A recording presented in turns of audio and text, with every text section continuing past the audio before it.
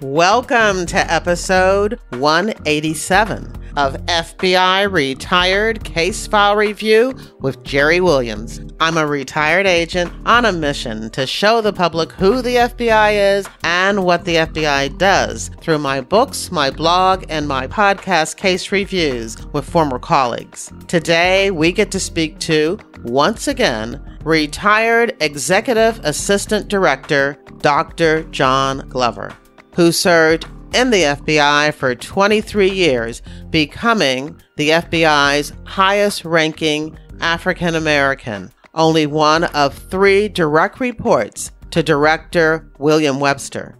In this episode, John Glover reviews the Atlanta child murders case. As special agent in charge of the Atlanta division, he oversaw the FBI's investigation into the killings of Black youth in Atlanta and led the Joint State Federal Task Force, which resulted in the arrest and conviction of Wayne Williams.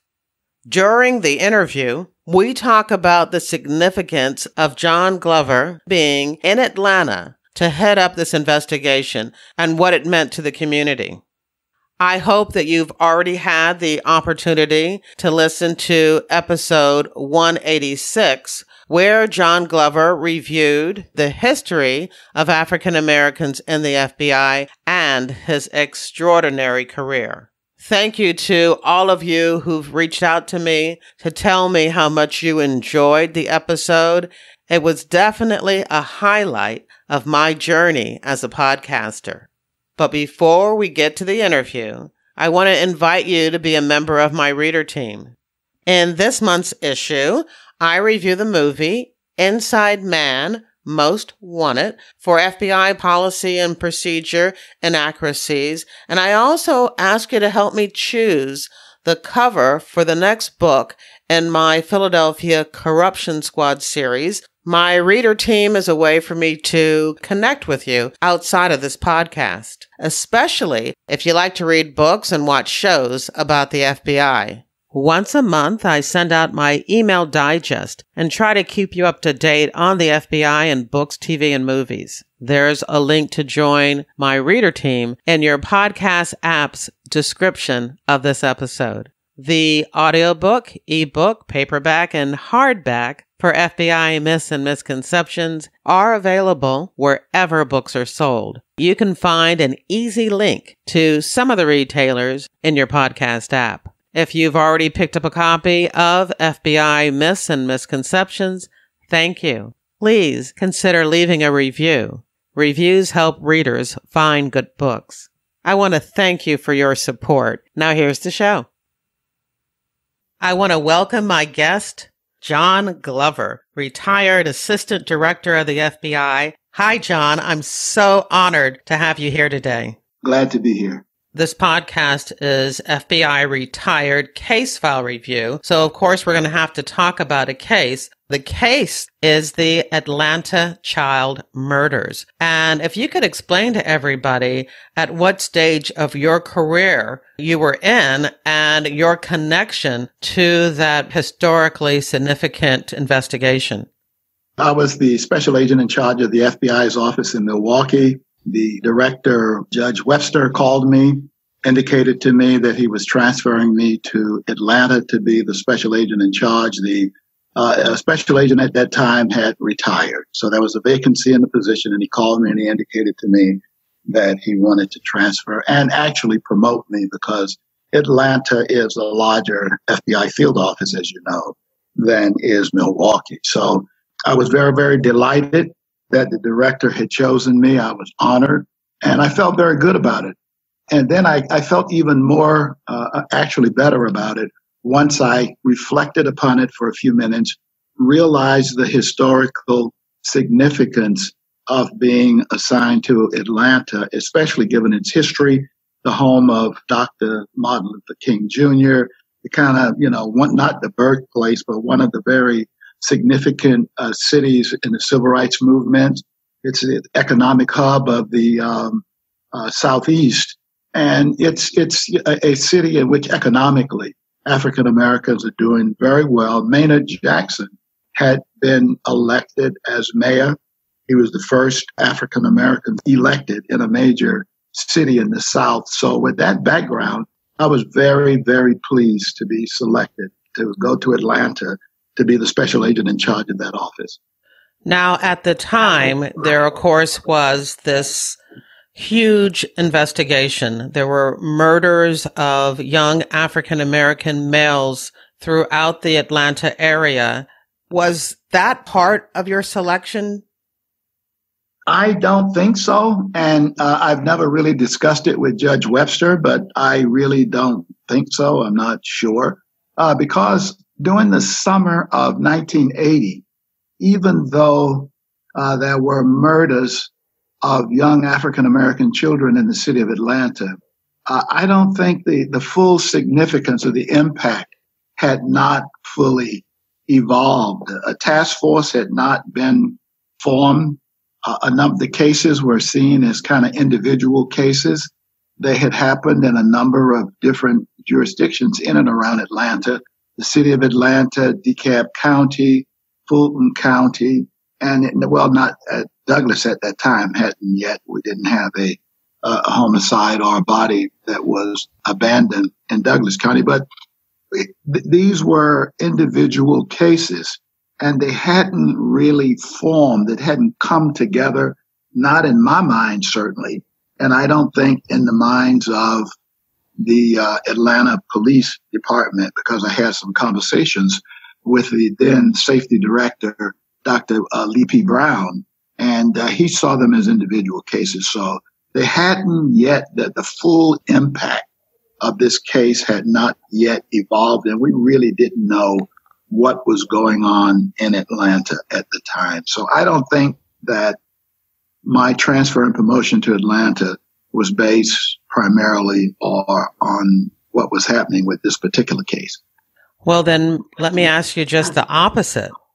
Once you got there, do you think that the fact that the FBI became involved in this case, especially a case where the federal jurisdiction was questionable, do you think the fact that the FBI got involved had a lot to do with you and your decision, since you were there, to make sure that the FBI's participation and assistance, the full force of what we could offer as far as resources and manpower, was that because of you?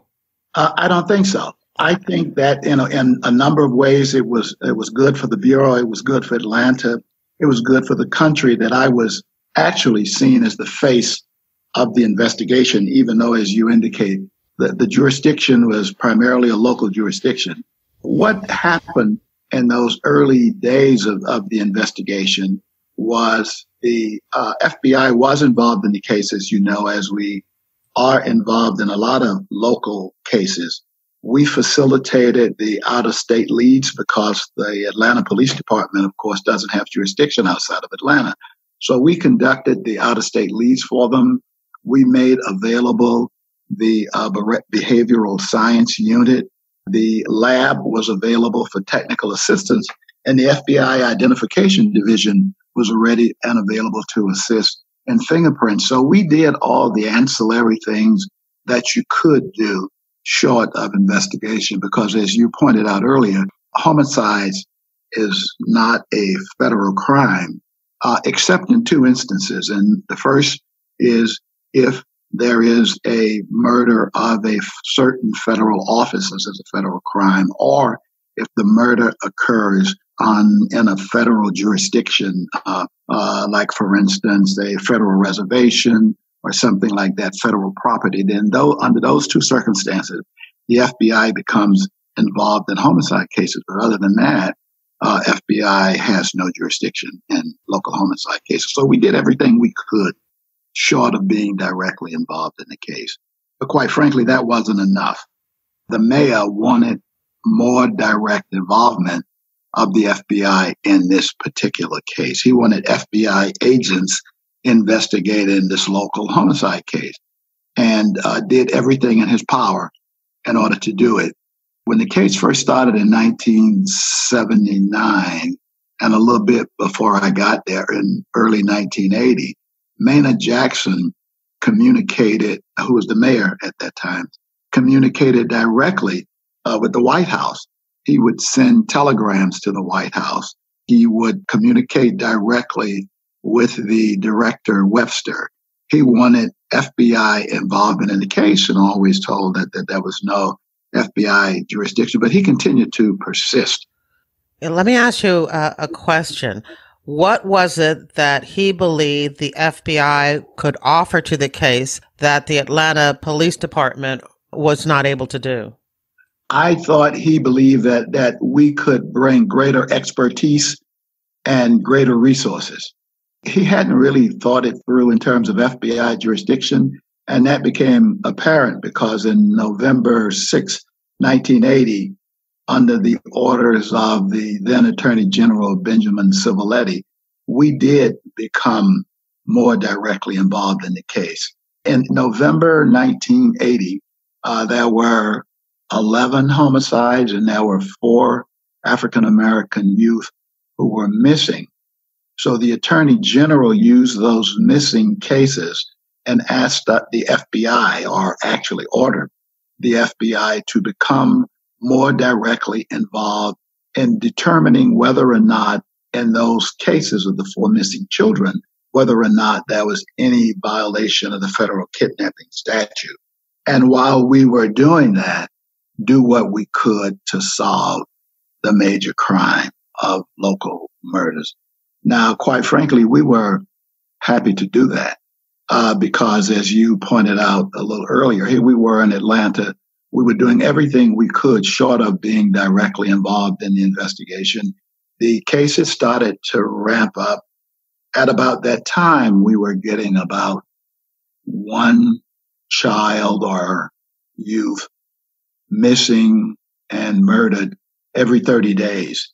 And so we felt, the local FBI Atlanta office felt as if our hands were tied. We wanted to do more, but we knew jurisdictionally that we couldn't do it. So we were happy. I mean, actually, I should say one of the things that we also did, we looked at many, many different investigative theories that might get the FBI involved in the case. As I indicated, in certain cases, we do become involved in homicides if there is a federal connection, if it's on federal property, for instance. So we looked at each individual case to see if we could, if any of the murders had likely occurred on federal property, and that was not the case. The United States Attorney's Office in Atlanta even explored the novel theory that since some of these children were on food stamps, by killing them, you denied them the opportunity to continue to participate in a federal program. That's how far, I mean, that's really stretching it, but that's how far we looked to see if there was any way we could get involved in the case, because we really, really wanted to be involved in the case. Here we were in Atlanta, in an area where actually the most serious crime problem that was facing the nation at the time. And here we are, the most accomplished, best federal law enforcement agency in the country, if not the world. We wanted to come to bring those two forces together. The best investigative agency in the country, investigating the most serious crime problem facing the nation at that time. So we really wanted to do it, but everybody looked at a way for us to get involved in the case, but there was none. So we did what we could on the periphery, and that changed in November 6, 1980, when the Attorney General ordered us into the case. Because we have the federal kidnapping statute.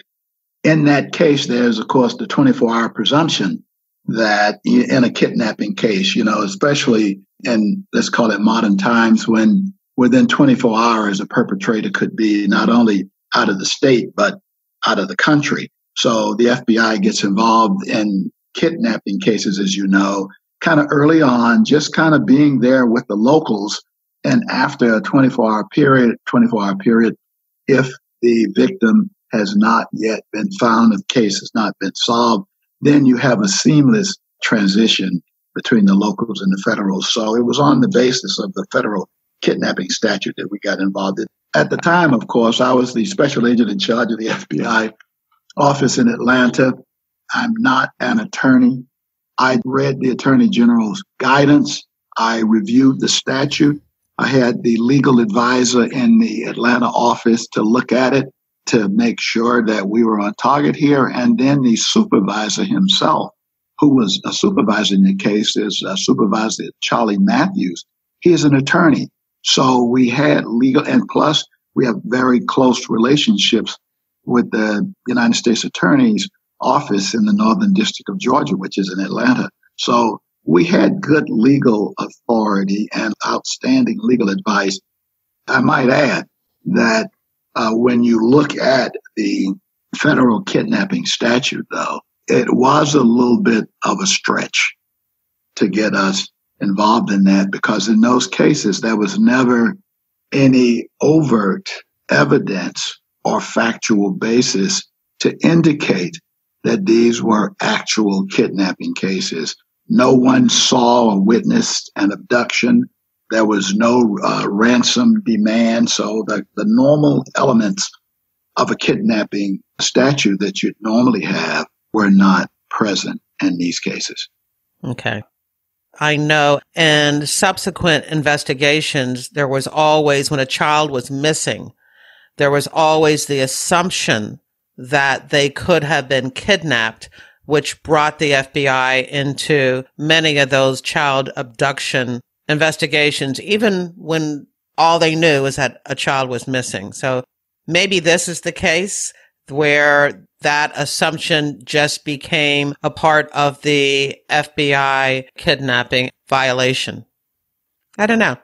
I'm just wondering why, since I know that in subsequent cases that the FBI was allowed to immediately participate in those investigations because they were able to assume the child may have been taken across state lines. But it sounds like in this particular case, that at least initially, that ability to make that assumptions to provide authority were not immediately applied to this particular case. That is correct. No, they were not applied until November 6, 1980, when the Attorney General specifically ordered it. Before that, we couldn't get involved in those cases, just on the basic presumption that it could be a kidnapping case without at least one or more of the other elements of a kidnapping statute present.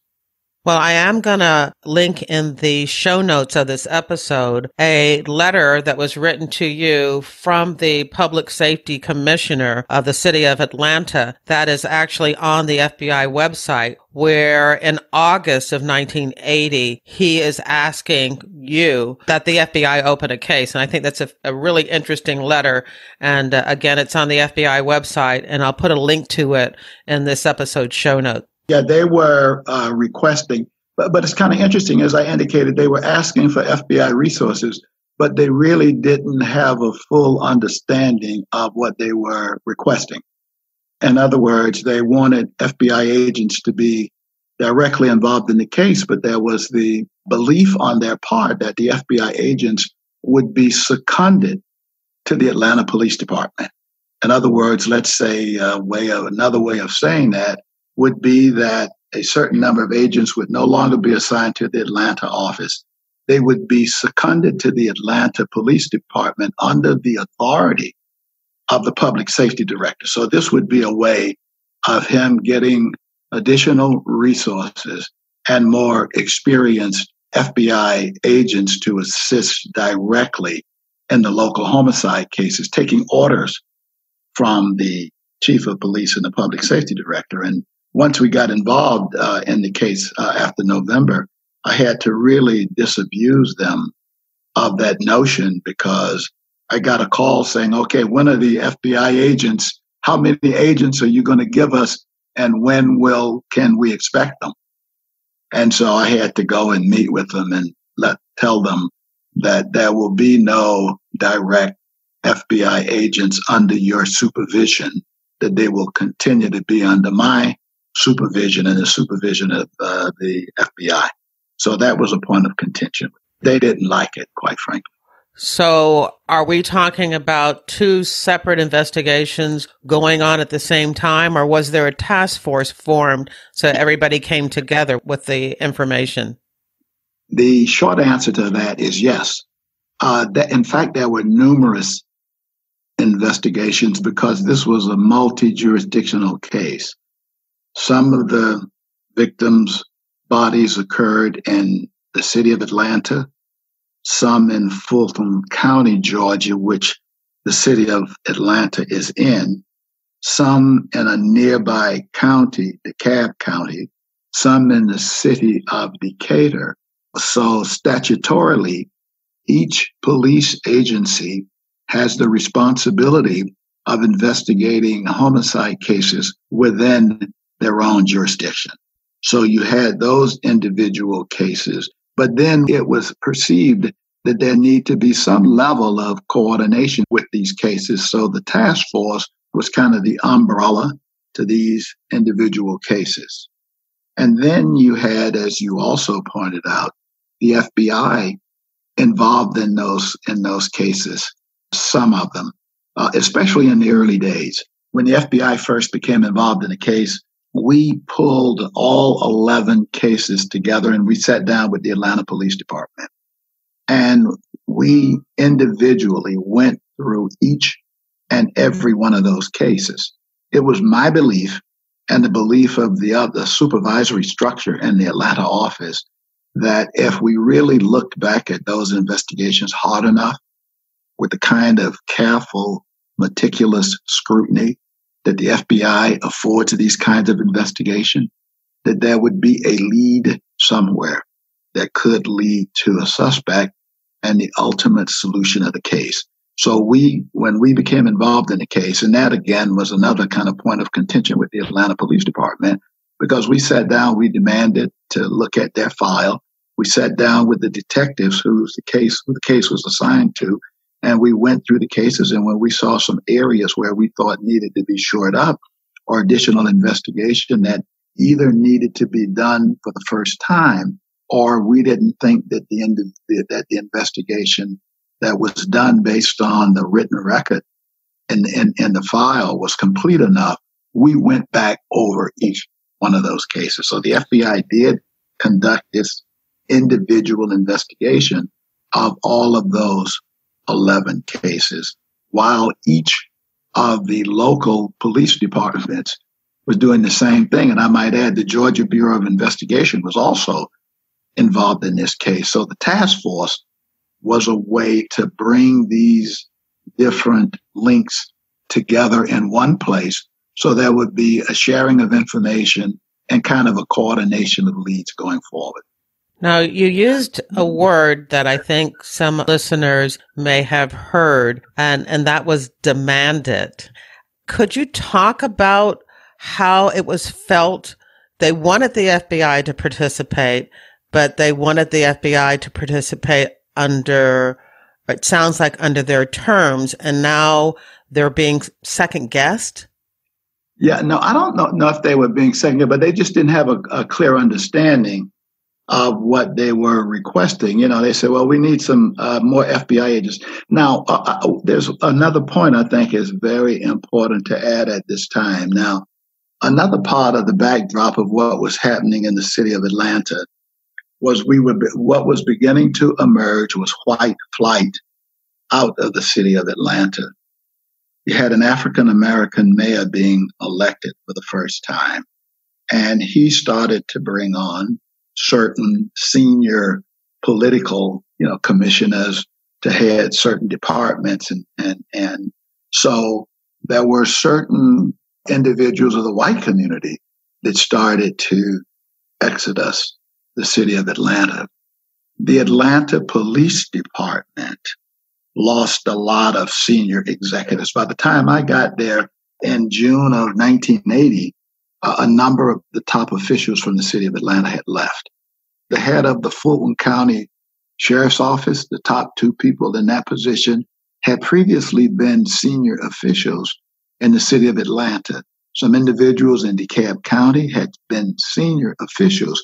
Some members of the homicide department of the city of Atlanta had left the city of Atlanta and had gone to suburban police departments. So now you're looking now, even though the head of the homicide department, which is quite an accomplished, very experienced person, one or two other people, but the rank and file detectives were basically inexperienced at homicides. And also the number of murders in Atlanta was starting to increase. All in I think about 1979, there was a very prominent surgeon attending a convention in the city of Atlanta who was murdered. And then there were a number of other homicides, separate and unrelated to these Atlanta child murders cases. The homicides started to increase. So historically, at least at that time, Detroit was seen as the so-called murder capital of the world. I remember that. Atlanta was starting to change.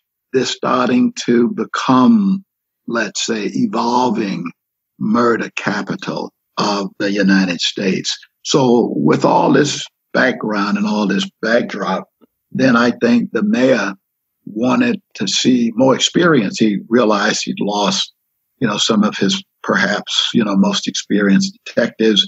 And now we've got these major investigations. So I think he probably perceived correctly that he didn't have the experience that he needed and that or the resources that he needed. So he wanted more experienced investigators. Now, interestingly enough, and this is one of the reasons why I say he didn't really think it through. As you know, homicide is not normally a major investigative kind of jurisdiction of the FBI. Right. So when we became involved in the investigation, the one thing I did was we determined it to be a major case. So after it became a major case in probably later in November, the latter part of November 1980, I requested additional expertise to investigate these homicide cases because, again, most of the agents involved white-collar crime work, interstate crime work, but not homicide. So I wanted homicide investigators working this investigation, and I requested that. I would imagine that the agents who had that experience probably worked a lot of violent crime and drug gang cases. Yeah, but basically they were not so during that time. Most of them were agents who brought that expertise to the FBI with them, or who were assigned to, let's say, Indian reservation, who conducted, crime on an Indian reservation - murder. So agents assigned to the Northwest had experience in working homicide cases directly because they investigated homicides on Indian reservations. And as it turned out, I was able to obtain the services of two African-American agents, both of whom had been senior detectives in major city police departments, one in Pittsburgh and another in Newark. They were temporarily transferred or assigned to the Atlanta office to assist us with these investigations. But we didn't have a lot of expertise in the office or basically within the FBI at investigating murder cases. Yeah, that makes a lot of sense. I'm always trying to debunk myths and misconceptions about the FBI. And I'm one of the people who are always saying something about books or TV shows where they have FBI agents investigating local murders that, hey, wait a minute, where's the jurisdiction? But I didn't even think about that when you talked about them requesting FBI assistance, that you had to go out and actually find individuals who had that experience. That's correct. Very interesting. And let me ask you another question. But you've already brought up the topic of race and the things that were happening in Atlanta at the time, and everything that I've read about and watched about the Atlanta child murders is that the community really believed that this was somebody outside of the community, outside of the African American community, somebody white coming in and murdering their children. And so it was a very volatile time. I would imagine, and I know I keep asking this question in different ways, but I can only imagine that your presence there, even if it was just coincidental, had to have some type of calming effect on this investigation. It did. There's no question about that, because I was clearly the face of the investigation, even though it was basically a local homicide case. The police commissioner and the police director didn't have much to say about the case. And so people would turn to me. I didn't have much to say about the facts of the case, but I would discuss process. I would tell them basically some of the things that we were doing. We're being proactive, although I wouldn't go into the details. We've got this task force, we're covering outside Legion. I would tell them things like that. So at least somebody was discussing the case, and understand that we had international, by the time we got involved in the case, we had international journalists who were assigned to Atlanta following this case. It was a national case. So we had the major networks. Time and Newsweek magazines had their Southeast regional offices were in Atlanta, and they were covering it. And another thing that a lot of people don't realize, also shortly after this case started, Ted Turner started CNN, his cable network news all the time. So I became the face of this investigation, and actually almost every day I was on some television program discussing the case, trying to assuage all the tensions and the emotions that I knew were there, because as you indicated, this was clearly perceived as racial. And in fact, one of them, we'll get to this a little later, the list, which drove a lot of this case and which I believe still is partly responsible for the lingering impact that, the case is not yet solved. But what we had individuals, community leaders and community members, mothers, who were demonstrating in front of City Hall every day. And that was the pressure that they were putting on the mayor and on city government, that you're not doing enough to solve these cases, one. And number two, even to a Black administration, that if these were white kids, the case would have been solved by now. You would have more resources on this case. This wouldn't be happening. And the mayor was responding very negatively to that, because after all, these were his constituents. These were the people who had propelled him and elected him to his office. And now, because of this case, they turned on him. And he did everything he could to try to push that back, including, I want the FBI to get involved in this. And almost he would criticize the FBI publicly for not getting involved in this case, because he would say, they say they don't have jurisdiction, but if they wanted jurisdiction, they could find it. This was really what he was, the kind of thing that was going on. But people saw it as racial. Also, the police director, the director of public safety, actually, Dr. Lee P. Brown. Dr. Brown has his doctorate degree in sociology, and I think with an emphasis on criminology. The police chief was a fellow named George Napper, Dr. George Napper.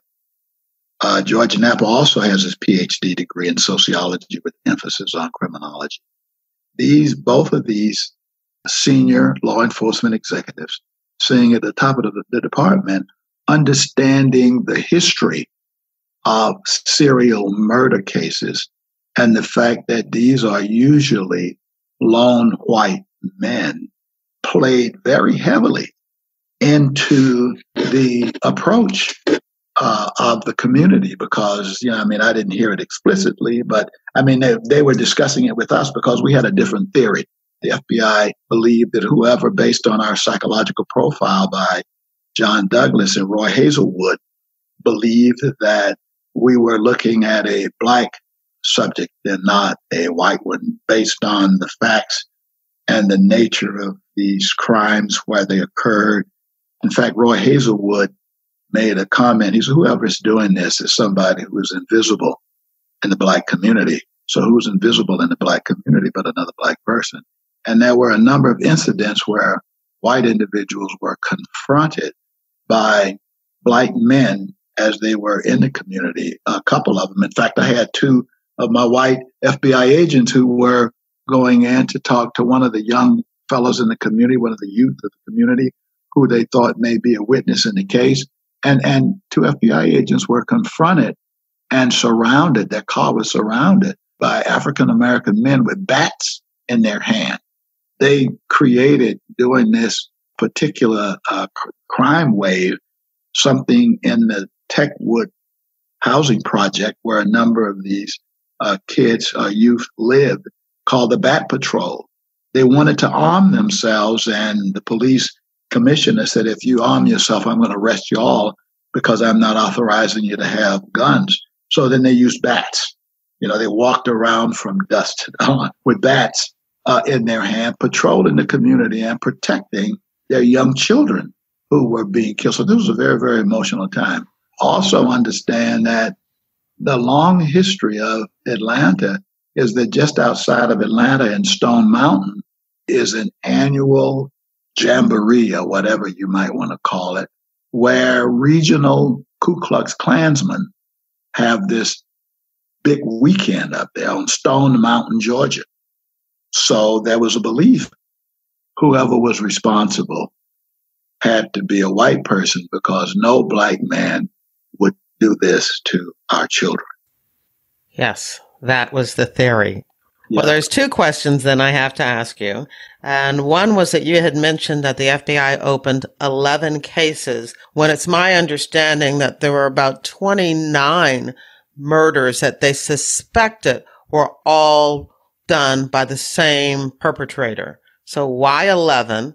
And then I can't wait to hear about how the public and the police department responded to the behavioral science unit's theory that it was a Black male. Okay, first, the 11 cases that we got involved in were the ones that were opened at and essentially unsolved in November 1980. Now, ultimately, you're correct. There was a list of 29 individuals on this list. All 29 of these individuals were not killed by a single individual. And that's what I wanted to point out to you a little earlier about the list. But people tended to point at the list as being a doctrine, as being something that essentially was immutable, something that pretty much crystallized and was grounded in fact when it was not. I can't tell you how these names got on the list. I can tell you that Wayne Williams, who is serving time in jail now for 2 of the murders, did not kill all 29 people.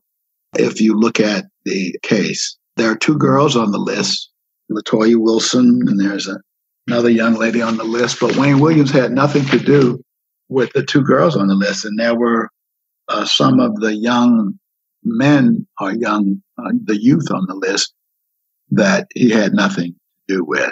And I think that a lot of local pressure was brought to bear on the part of the Atlanta Police Department, which caused them to be added to the list at the time. As I indicated to you earlier, there were demonstrations daily at about noon in front of the local city hall. And when a murder or a disappearance would occur, the parents would demand that their child be placed on the list. Now, I don't know all the sociological and help that came beyond the investigations to the families, but the families of the victims that were identified on this list, there were certain benefits that came their way. So it was important for those families to petition the police department and to petition the mayor to have their child added to the list. So their names were added to the list. And again, So that's really interesting. So I think I assumed that all 29 on the list were connected in some way, by the method that they died or the position and the places that the bodies were left. There was some connection. No. The connection, now these were all African American youth who disappeared or were murdered in the city of Atlanta. Now, from that standpoint, there is a connection, but after that, some of the similarities disappear. All right. So the 11 that were opened as cases under the FBI investigation, what were the, and I'm sure there was more than one, but what were those things that made the investigators all believe that these 11 cases were most likely connected? Well, I want to say that the 11 cases were the cases that were opened when we became involved in the case. Those were cases where there were 11 children who had been murdered.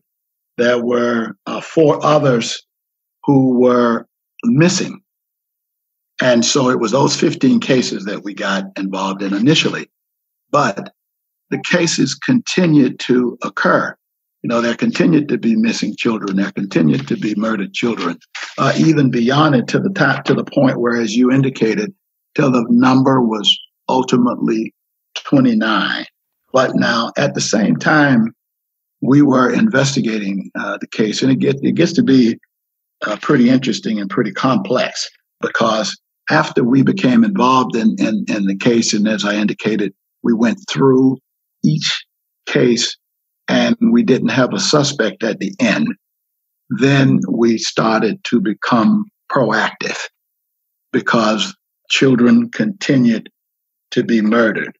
So we set forth with a number of proactive investigative things in order to solve these cases.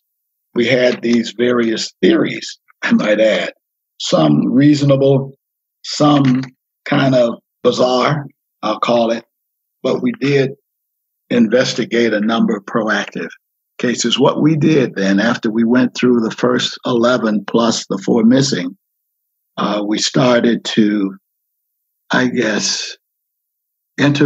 we started to review files of individuals who had previously been arrested, for instance, for homosexual activity or pedophilia. We started to, the police actually did it, do undercover work around arcades where a lot of the youth would hang out, playing games, started to surveil playgrounds. We visited all of the junior high schools and talked to especially the young boys, because it was our belief that whoever was responsible, whoever was, quote, abducting, close quote, the children was not successful 100% of the time.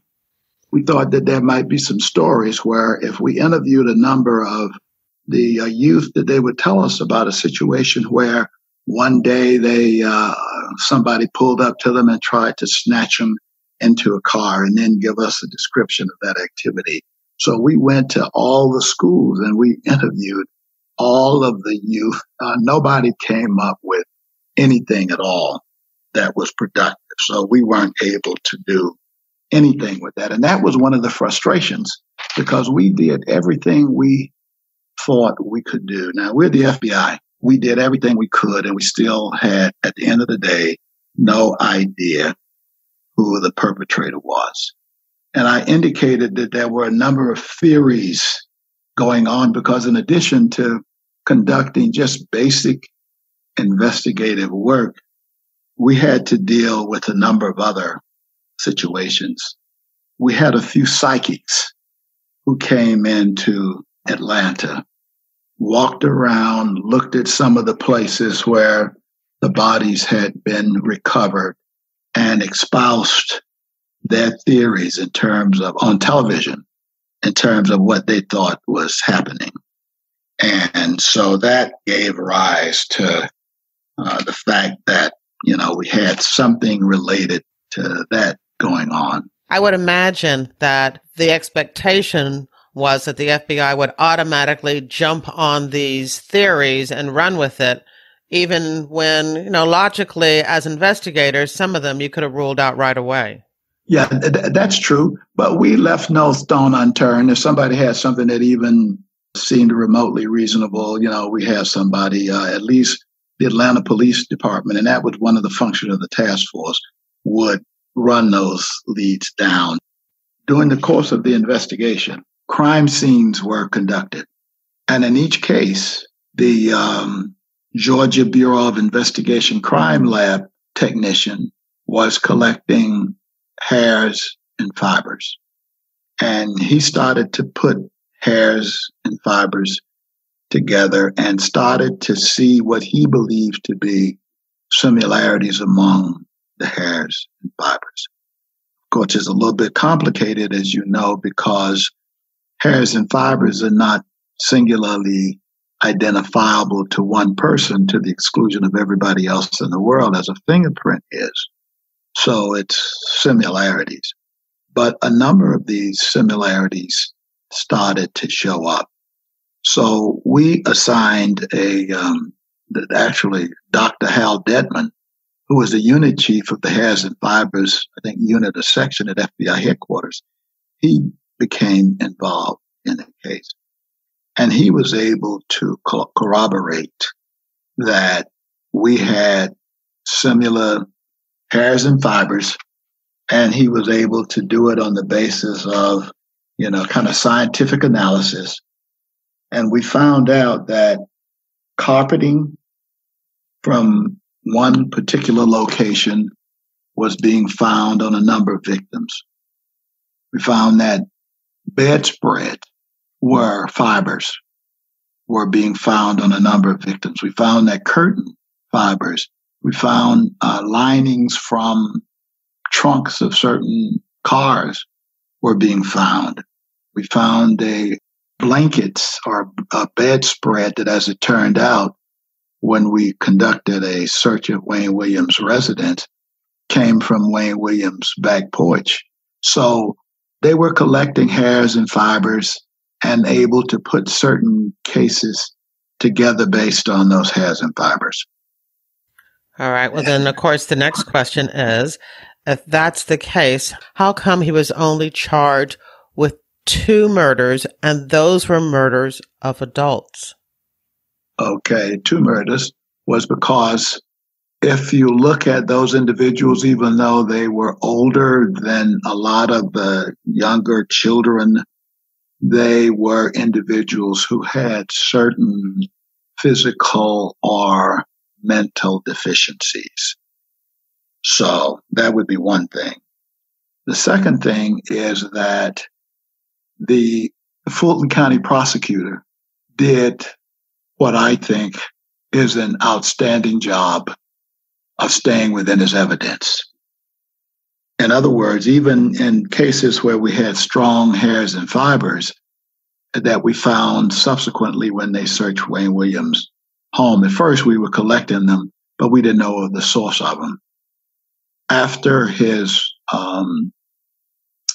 they had stopped Wayne Williams we can talk about that on the bridge, on May the 22nd of 1981, and then subsequently executed a search warrant and found out that a lot of these hairs and fibers that they had been collecting came from Williams' home and his immediate environment. And so we were able to make that connection. But then because these children and young adults were in Wayne Williams' environment, didn't necessarily mean that he killed them.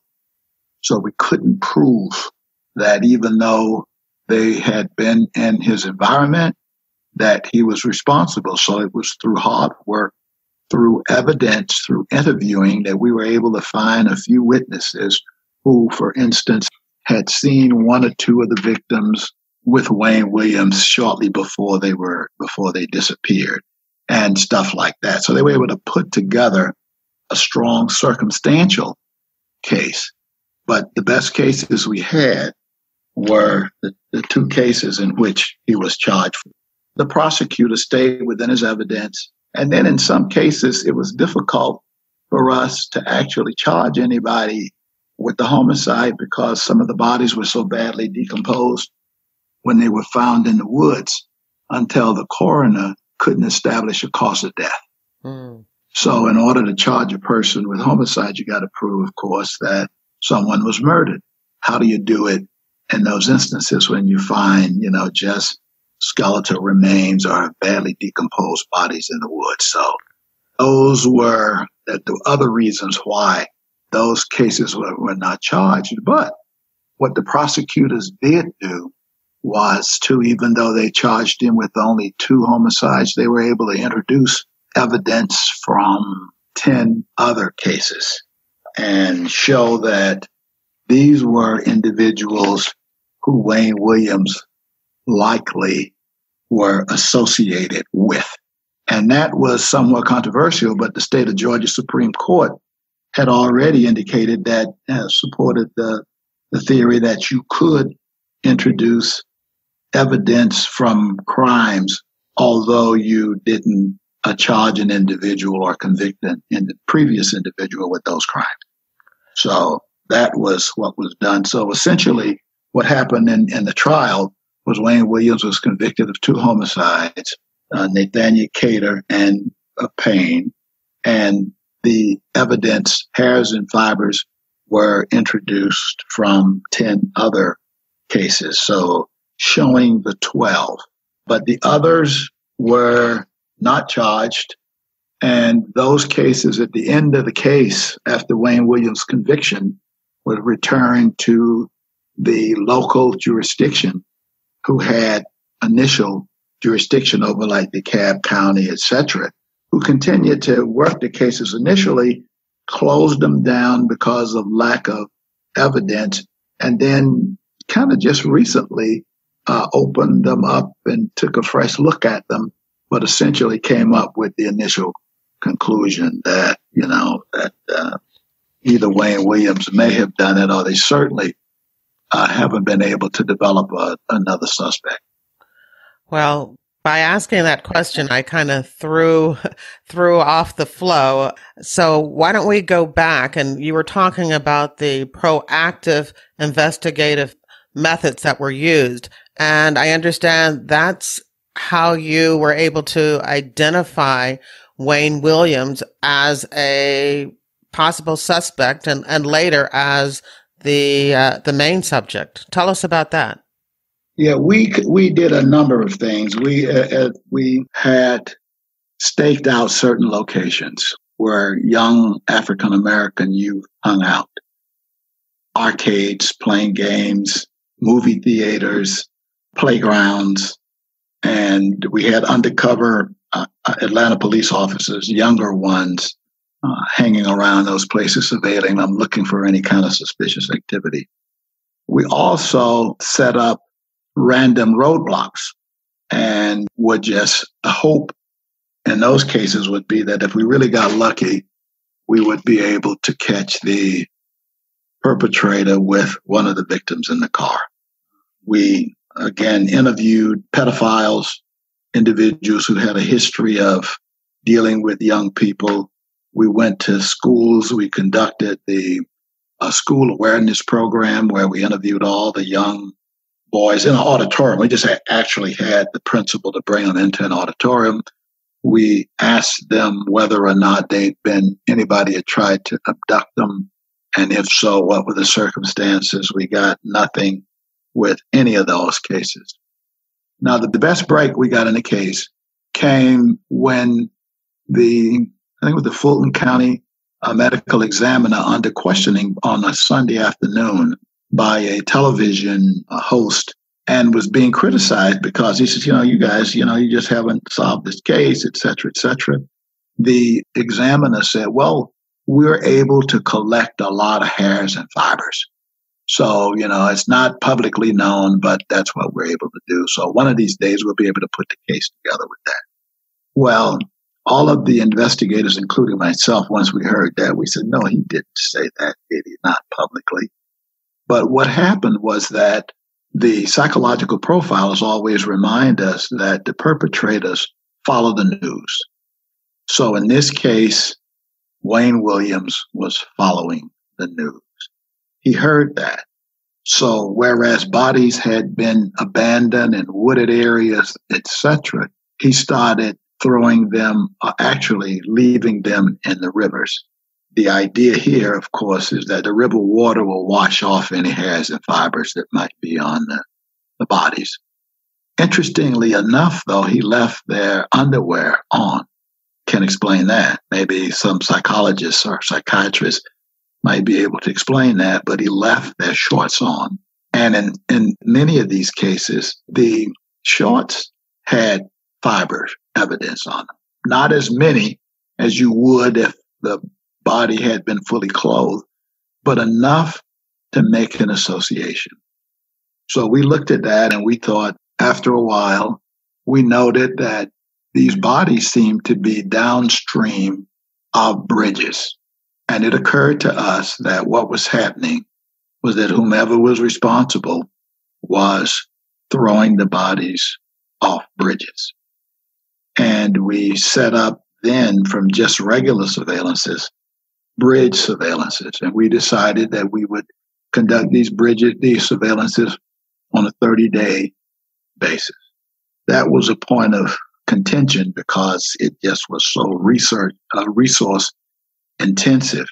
The Atlanta Police Department had to discontinue their recruit classes in order to come up with enough resources to cover 17 bridges in and around the Atlanta area on the Chattahoochee River, the South River, and all, but they did it.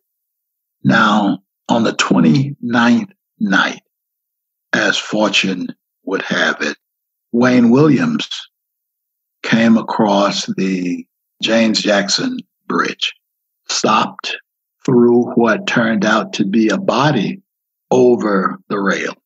Now, we had the bridges staked out and we had Atlanta police officers on the banks of the river.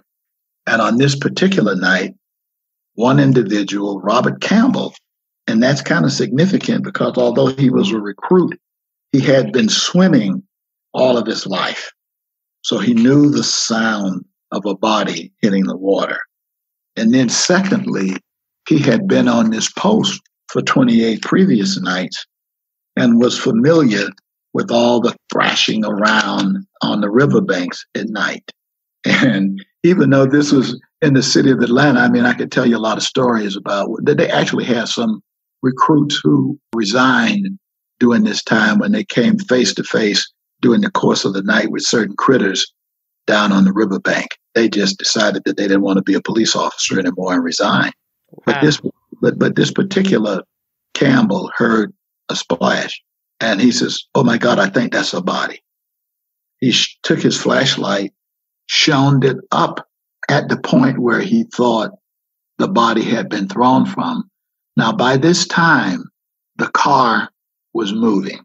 The car went to the end of the bridge, went around for a while, circled back, but at all times was under the visual observation of another police officer who was secreted in the bush area up at the street level of the bridge. So he announced the fact, saw this car. The car came towards him, turned around, went in the opposite direction, crossed again, and then after a short period of time was pulled over by the Atlanta Police Department and FBI agent. They interviewed him.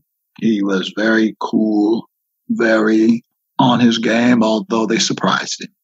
So they asked him, what was he doing? This was about 2:30 in the morning.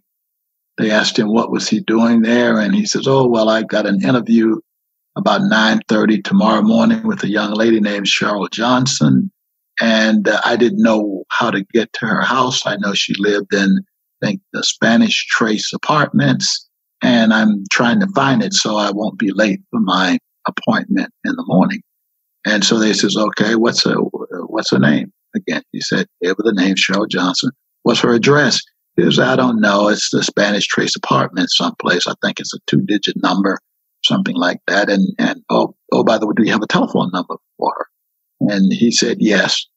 But as it turned out with subsequent investigation, the number wasn't a good number. There was no Cheryl Johnson. There was no, we conducted a thorough investigation. So after about a couple of hours interviewing him, the helicopters were out there too, looking to see whether or not they could see anything in the river and anything. And remember, no one had seen Wayne Williams out of the car. No one had seen the car stopped. And Wayne Williams gives a good account of himself. He's a very intelligent young man. And so ultimately, after a couple of hours, the interviewers let him go. The next day, we received information from neighbors saying that Wayne Williams and his father had the barbecue pit ablaze and were burning things in the backyard and were hauling boxes of whatever away from the home. Well, the profilers had told us that whenever we come upon the perpetrator and we're able to search his residence, that it's likely that we might find certain souvenirs or certain indicators that will tie him or her to the crime. Well, we think what happened is that he got rid of most of that evidence, because as soon as we heard about it, we came over there and we immediately put him, the house, on what we call bumper-to-bumper surveillance. We also searched every Dempsey dumpster, every trash place where he may have discarded information, and we weren't able to come up with anything. So then we interviewed him again, brought him to the FBI office, polygraphed him. He was deceptive in some of the more pointed questions on the polygraph. He never confessed to anything and was rather actually cavalier during the interview. He didn't seem to believe that he was under any particular stress or duress, and in fact told the interviewers at one time during the interview, they kind of got a little bit confrontational. And he said, you guys don't have anything. If you had anything, we wouldn't be talking. I would have a set of handcuffs on me. That was the kind of Wayne Williams cool. Who was Wayne Williams? What kind of occupation did he have? How old was he? Could you give us an overview of who this guy was? Yes, Wayne Williams is a young African-American male. He was 22, 23 years old at the time. He was an only child of elderly parents, and he graduated from the public schools in Atlanta, lived in the southwest section of Atlanta, graduated from high school, Frederick Douglass High School, in fact, as I recall, went to Georgia State University, and was a very intelligent young man. His mom and dad were both retired high school teachers. They went actually into bankruptcy trying to support his many business ideas. He had a lot of ideas, and they tried to fund those, and they were all unsuccessful. So they went bankrupt trying to support him. He was very aggressive type individual in some ways in terms of what he wanted. He was very frustrated because he saw himself as being highly intelligent, but from a business standpoint, he was a failure. He was attracted to law enforcement. At one point, was a little security guard and had his car impounded before the Atlanta child murders case fully blossomed. So in late 1979, his car was impounded. He had lights, blue, red, and amber emergency lights in his car. He had radios in his car. He had sirens, police siren in his car. And in fact, his one arrest, he was arrested for impersonating a police officer. So he was attracted to that. During the late 1979s and early 1980s, he created a talent. He was a sole proprietor of a talent agency. And that was what gave him access to the community. That's what gave him access to the young boys and young men in Atlanta. And that's why nobody saw him as a danger. In fact, you may recall me telling you that we thought that whoever was responsible could not have been successful 100% of the time, that there would have been situations where kids had broken away from somebody trying to abduct them. And that wasn't the case because nobody saw themselves. He didn't abduct people. They voluntarily got into his car and rode away with him. But that was Wayne Williams, kind of, aggressive in some ways, highly intelligent, overconfident, unsuccessful as a business person, but with a number of creative ideas. And I might add that his house that they lived in was in such a way that the driveway drove from the front of the house all the way to the back. And Wayne Williams always entered and exited the house from the back way and had young boys enter and exit that way. And his parents in the front of the house. His mom was almost bedridden, so she was not well while this, and his father was out, so they had no idea, I don't believe. Maybe, there's some question about that. How much did they know about the traffic that was entering and exiting the home? But that was his environment, and that was who he is. Very self-assured, even now, I think, because he continues to profess his innocence, says he's not responsible. And I think as long as there's some uncertainty in the minds of a number of people in and around Atlanta that maybe he didn't do it, that then feeds into his narrative that he's innocent.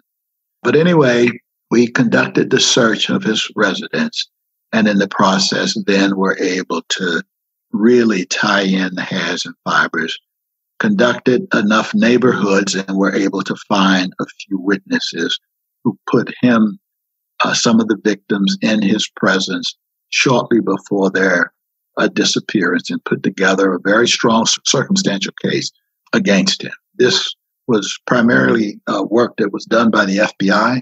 We had, again, some discussions with the Atlanta Police Department. They weren't quite sure. This wasn't a white guy, the white guy they were looking for. And it wasn't the white guy that the community was looking for. So we had to deal with that on a federal basis. And how did that go?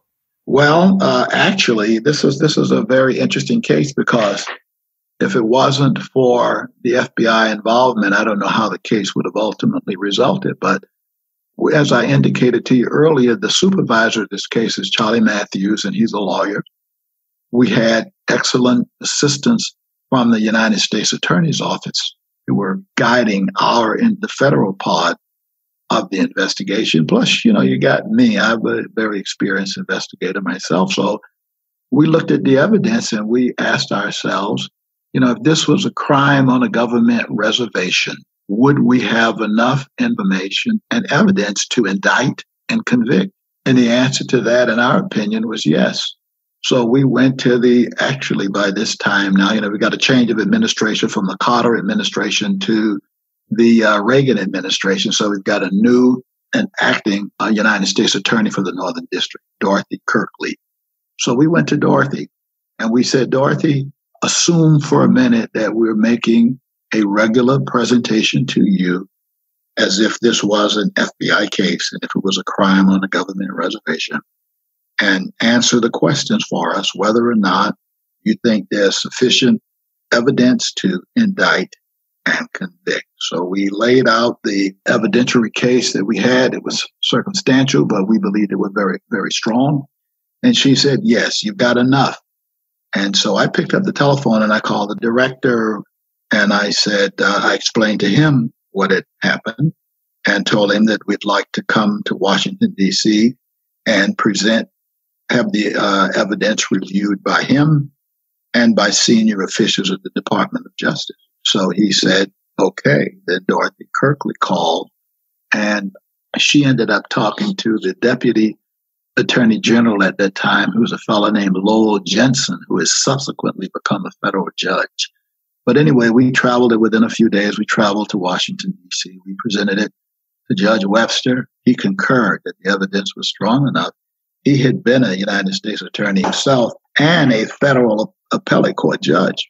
He says, you got strong enough, go ahead, because I think his opinion was that we couldn't convince him that we had a strong enough case, that he wasn't going to concur that we presented to the Justice Department. So we were able to do that.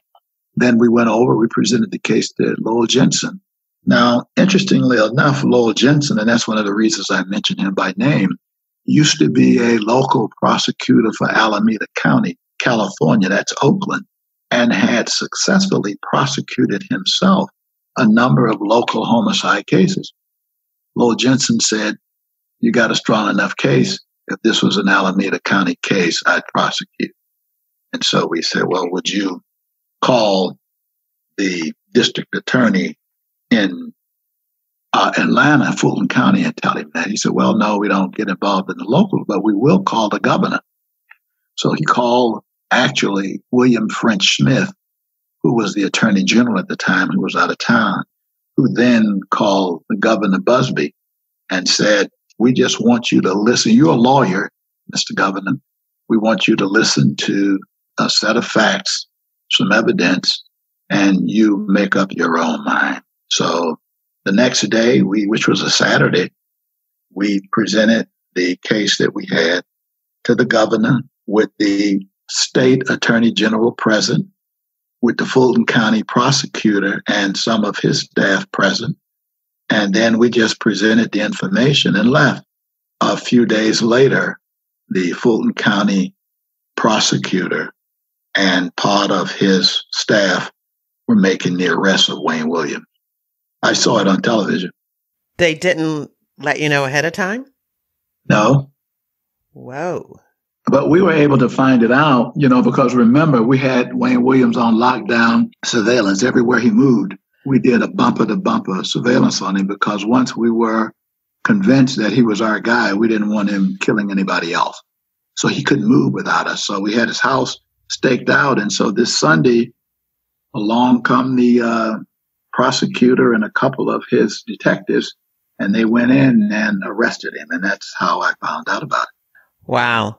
I was wondering because it sounded like this had been a state trial and state conviction, but you were taking us through the authorization to charge him federally. So I was wondering, well, how did that happen? Even though you had done the work, you had put the case together. We couldn't prosecute the case. Remember, these were always only local cases. The reason I went through the federal route was in order to confirm that we had a strong enough case to indict and convict. If you were able to do so federally. And ask them if they concurred in that. And if they concurred in that, well, would you share this information with the Fulton County prosecutor? And they did. But I think there's something else because there was still a lot of work to be done. And when you look at how county prosecutors operate, once the police turns the case over to the prosecutor, then it's up to the prosecutor to fully develop the case. And that's why a lot of prosecutors will have investigators, senior and very experienced investigators assigned to their office. We explained to him that it didn't work that way, that we, the federal government, the FBI, will be sitting at the prosecutor's table with him. Any needs that he has, anything else that, we weren't going to drop this thing, this hot potato in his lap and walk away from it, that the federal government didn't work that way. And we were not going to work that way, that we were going to be with him throughout the prosecution of it. Now, one of the things that happened here, too, one of the very young, bright assistant United States attorneys who had been guiding the FBI's work throughout the case did become a local prosecutor for the purpose of assisting the Fulton County prosecutor with this case. A fellow named Craig Gillen. Very interesting. Yeah. What was the name of the case agent? You talked about the supervisor. Do you recall the name of the case agent? I didn't have a case agent per se. What I did, well, I guess we did. Harry Moran, Harrymorren, but Harry, in this case, didn't function in the traditional role of case agent. What I did, once we determined that this was a major investigation, the Bureau, it was like major case number 30. They gave it a name, ATKID, ATKID, acronym for Atlanta Kidnapping. So, which reminds everybody that it was first and foremost always just a kidnapping case from a federal standpoint. But anyway, what I did was to divide the case two ways. I created an investigative arm and I created an administrative arm. Both of these individuals reporting to a supervisor and the supervisor reporting directly to me. That was the structure that we created because, as you know, in a major case, there's a lot of paper, a lot of out-of-state leads, requesting the lab and all like that. All that was done by the administrator, the paper guy, so to speak. And then the investigation guy was a guy who was controlling all of the actual investigation. So the case agent, as it was, ended up being the liaison. So we still had two agents serving as liaison with the task force. So in addition to what the FBI was doing, the task force, we were coordinating our activity for the task force, and then we were receiving information from the task force to inform what we were doing. Now, and as also, each of the local jurisdictions were conducting their own case, even before the information got to the task force. So the task force was kind of a coordinating vehicle, but it wasn't an investigative vehicle. So that's how that functioned. Okay, I understand.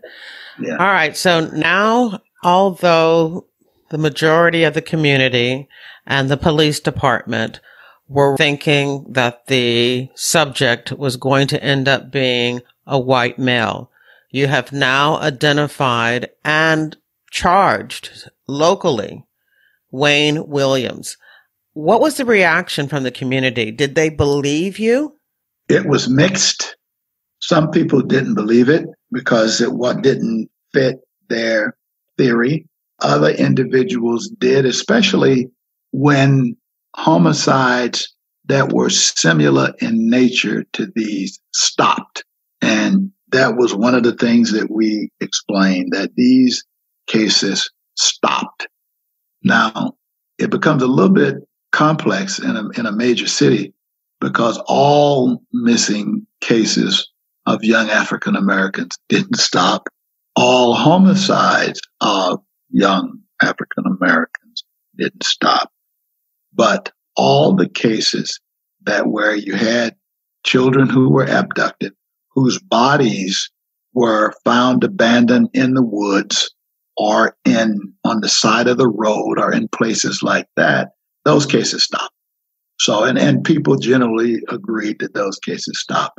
But there's still some question. And as I indicated to you, one of the things that lead, in my opinion, to the greatest questions is the list. And you pointed that out earlier. You said we have 29 people on the list. He's convicted of 2. He's associated with 10 others. That's 12. What about the other victims? And that's a legitimate question. Now, some of them we believe, as I indicated, that Wayne Williams was probably responsible for. He couldn't prove it. Not enough. Couldn't prove cause of death. Badly decomposed bodies and stuff like that. That's one thing. But in some of the cases, we know that Wayne Williams had nothing to do with it. And as I was indicating, a perfect example of that would be the 2 girls. Wayne Williams had nothing to do with the 2 girls on the list, yet they're on the list. And you say that basically because that was not his MO. That's not Well, not only his MO, we weren't able, well, there were other, the case gets to be a little bit, I mean, it really is complex. If we got really into the details, you'll find in some cases, like one of the cases of a young lady, somebody broke into her home, her house, not home, broke into an apartment, climbed in there. Somebody saw somebody coming out, and then she was found tied up with her hands, I think, behind her back with her panties in her mouth. And I mean, just none of the factors in that case point to Wayne Williams. They point to somebody else. But it happened during this time. And as a result, she was added to the list. And then there was another young lady, LaToya Wilson. Those were the two young ladies. They're not on it. Patrick Rogers was another one, killed by a blunt instrument or blunt trauma to the head. We don't believe he's on the list, but we don't believe Wayne Williams had anything to do with that. I've heard even recently Wayne Williams is declaring his innocence. So what's up with that? Well, I think he will, as long as there's this belief among a certain number of people that he didn't do it. I think that feeds into his position that he didn't do it. He did it, especially the ones that he was convicted of, and probably others as well. As I indicated, there was strong hair and fiber evidence of connecting and associating him with those crimes. And there were some others on the list that he probably didn't do. So anybody, if you went into the list and you picked, for instance, one of the young ladies like Angel Lanier, you probably could develop enough, I wouldn't say evidence, but enough just, kind of counter evidence to show that even though she's on the list, Wayne Williams probably didn't do it. And if she's on the list, Wayne Williams didn't commit her murder. There are other individuals on the list. Maybe he didn't do those either. There's a kind of logical stream. Okay. You can follow that if you stick to the list, that you can weaken the case, but not if you stick to the convictions. Okay. But see, Wayne Williams was never convicted of LaToya Williams, right? He was never even charged with that. Only charged with 2. And those were the 2 that they could prove. This case is one of those cases that will be in, the criminal true crime pages forever. And bringing that up, I wanted to know if you watched the Netflix show Mindhunters Season 2. No, but I've been directed to it, and I will. Yes, you really should. I really enjoyed the show. I enjoyed Season 1. I was wondering how they were going to do this in a way that was accurate to FBI procedures, and they were able to do it very, very well, not showing the profiling unit, the what used to be called the behavioral science unit taking over the case. They actually had the task force and just showing that they were assisting. But they really did a good job, other than the fact that you weren't mentioned. There wasn't somebody playing your character, which, Good. I understand now. You had a very, very important role in this. But I do think it was done very well. Because one of the things that, I actually wrote a book, FBI Myths and Misconceptions. And so I was asking you if you had seen it because I wanted to know your take on it. But make sure you do watch that. I would definitely be interested in what you thought about the show. I felt that it was done very well. I will watch it, probably this weekend. All right. So is there anything else when it comes to this case that we haven't talked about that you think that we should cover here? Only that I think the questions surrounding the case will probably always be there. 1, because of the list. Number 2, because it was a circumstantial case. Number 3, because it doesn't comport to what a lot of people believe that it should. And then probably the last thing was then that the way it was ultimately resolved. And I don't know to what extent, and Lowell Jensen had mentioned this to me, being a former county prosecutor himself. He said, John, when you're dealing with the family of homicide victims, at the end of these cases, you have to be very careful. You have to spend some time with them. You have to explain to them why, for instance, in this case, Wayne Williams was not charged with the death of their child, and the prosecutor and some representative from the police department to meticulously go through that with them. Because if not, they're going to always be an issue for you. And I don't know how the Atlanta Police Department, I mentioned it to George Napper, the police director, the conversation that I'd had with Deputy Attorney General Jensen, but I don't know how they really brought closure to that case. And I do believe that however it was brought was not brought in a way that was satisfactory to the families of the victims, because it's still raw with them. They still believe that the murderer is out there someplace, and they don't believe that Wayne Williams did it. But he did. The two and others as well. But this case will linger, I think, for those reasons. And that's the end of the interview. At jerrywilliams.com, you'll find a photo of John Glover. There's a photo of Wayne Williams and a copy of that letter from the city of Atlanta asking John Glover for FBI assistance. There are also links to lots of articles and videos regarding the Atlanta child murders.